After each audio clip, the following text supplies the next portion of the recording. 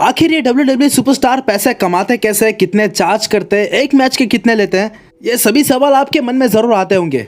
और आज की इस वीडियो में मैं आपको वही बताने वाला हूँ, रोमन रेंज, ब्रॉक लेसनर से लेकर कई बड़े बड़े सुपरस्टार्स की अर्निंग जो कि कितने कमाते हैं WWE से। अगर आप जानना चाहते हो तो इस वीडियो का एंड तक देखना। तो चलिए वीडियो शुरू करते हैं, लेकिन उससे पहले एक छोटी सी रिक्वेस्ट है, आप चैनल पर पहले बार तो सब्सक्राइब करके नए काम फटाफट कर दीजिए और बेल आइकन को जरूर दबाएं।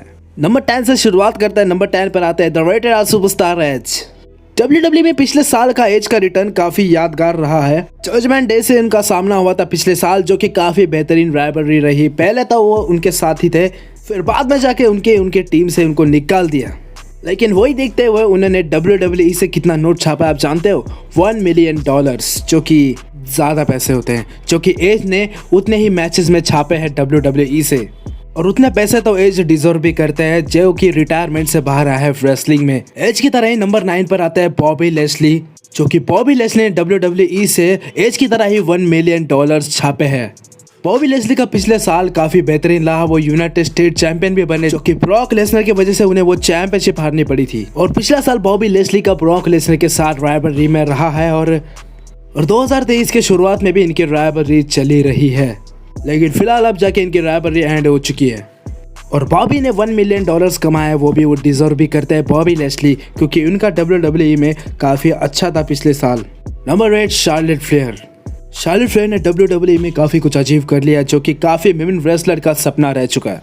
पिछला साल वो WWE में इतना दिखी नहीं, लेकिन उनके रिटर्न के बाद उन्होंने स्मैकडाउन विमेन चैंपियनशिप जीती। उसके अलावा भी उन्होंने WWE से अर्निंग की हुई है। और उन्होंने कितनी की आपको बता दो, तो उन्होंने की है $1.5 मिलियन, जो कि WWE में इतने एक्टिव नहीं थी, तो भी उन्होंने इतने पैसे अर्न किए हैं। क्योंकि शार्लेट फ्लेयर ने वो नाम किया है जो कि कई रेसलर्स के सपने रह चुके हैं, और यहाँ पर वो उस मुकाम पर शार्लेट फ्लेयर इस समय पहुँच चुकी है। इसलिए वो डिजर्व करती है 1.5 मिलियन की अर्निंग करने WWE में। Number 7 the rowdy Ronda Rousey. पिछला साल रोंडा राउजी के लिए काफी अच्छा रहा, क्योंकि वहां पर वो स्मैकडाउन विमेन चैंपियन थी। पिछले साल में उन्होंने कई सुपरस्टार्स को हराया, जैसे कि लिव मॉर्गन। और पिछले साल के रॉयल रंबल में उन्होंने रिटर्न किया था, जो कि काफी धमाकेदार था। और WWE में भी अर्निंग के मामले में वो बिल्कुल भी पीछे नहीं है। उन्होंने WWE से छापे पूरे शार्लेट फ्लेयर के ही तरह ही $1.5 मिलियन, जो कि वो डिजर्व भी करती है। हालांकि शार्लेट फ्लेयर से उन्हें चैंपियनशिप हारी जरूर है, लेकिन वहां पर उन्होंने 2022 में काफी डोमिनेट किया है WWE में। इसीलिए वो हाईएस्ट पेड रेसलर्स की लिस्ट में नंबर 8 पर आती है the rowdy Ronda Rousey. UFC के बाद वो WWE में भी नाम करने के लिए काफी कामयाब रही है, the rowdy Ronda Rousey. Number 6 the man Becky Lynch. 2022 साल में उन्होंने वार गेम्स में रिटर्न किया 5th मेंबर। सर्वाइवर सीरीज के बाद उनकी फ्यूड बैली की टीम के साथ रही है, और जो कि 2022 में काफी लंबी चली। और बेकी लिंच ने जो अर्निंग की है वो रोंडा राउजी और शार्लेट फ्लेयर से ज़्यादा है, और वो की है उन्होंने $3.1 मिलियन, जो कि इन दोनों रेसलर से ज़्यादा है। बेकी लिंच का नाम ही काफ़ी ज़्यादा हो गया है, क्योंकि वो WWE की one of the best wrestler बन चुकी है फीमेल रेसलर्स में से।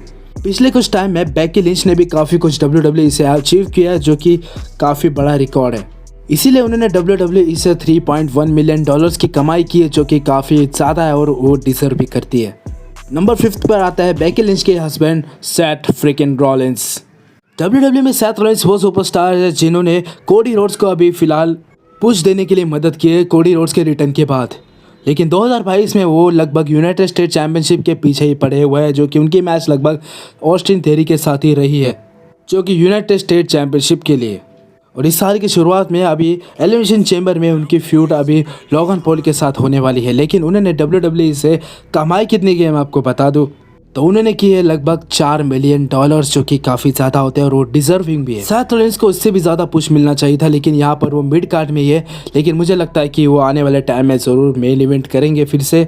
लेकिन $4 मिलियन काफ़ी ज़्यादा होते हैं, और सेथ रॉलिंस ने वो काम किया भी है, इसलिए वो डिजर्व करते हैं।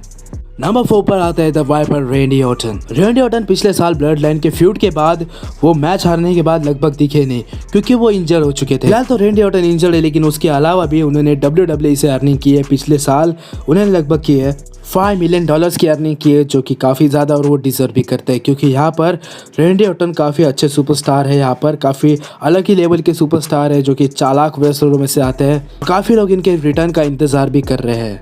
Number 3 Drew McIntyre. Drew McIntyre ने पिछले कुछ टाइम में काफ़ी कुछ अचीव कर लिया है, जो कि काफ़ी लोगों का सपना होता है, और उनका खुद का भी सपना था, जो कि खुद ही पूरा कर लिया है उन्होंने।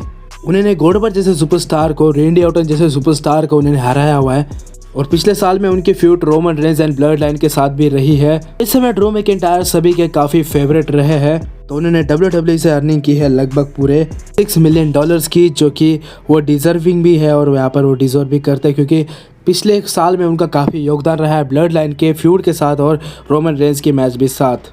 नंबर 2 सबके favourite and the tribal cheap and the head of the table Roman Reigns.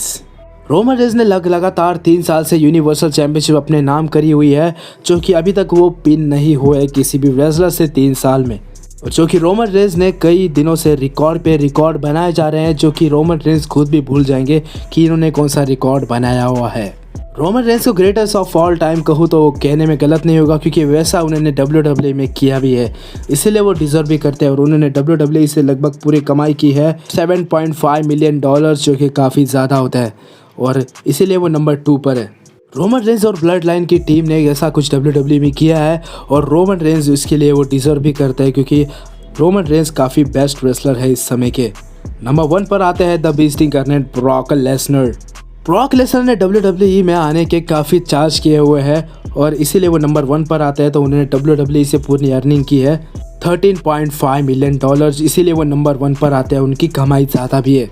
हालांकि ब्रॉक लेसनर के मैचेस इतने अच्छे बुक नहीं है, पिछले साल उन्होंने रोमन रेंज के साथ रेसलमेनिया में लड़ा था, उसके बाद उनके मैचेस अच्छे नहीं हुए हैं, लेकिन मैचेस अच्छे नहीं हुए तो भी उन्होंने WWE से अर्निंग तो की है पूरे $13.5 मिलियन, जो कि इसीलिए वो नंबर 1 पर आता है और ब्रॉक लेसनर के नाम पर ही टिकट्स बिक जाती है, वो तो आपको पता ही होगा। और ब्रॉक कितने डिजर्विंग है ये आपको पता ही है। तो फ्रेंड्स ये थे ऐसे सुपरस्टार जिन्होंने WWE से काफ़ी मोटा अर्निंग की है इस साल। तो अगली वीडियो किस टॉपिक पे चाहिए वो नीचे कमेंट करके बताएं, जहाँ पर पहली बार तो सब्सक्राइब करें, बेल आइकन को दबाना भूलना, और इंस्टाग्राम पर आप लोग मुझे टॉपिक सजेस्ट कर सकते हो, लेकिन डिस्क्रिप्शन बॉक्स अब तक के लिए इतना। Goodbye, take care.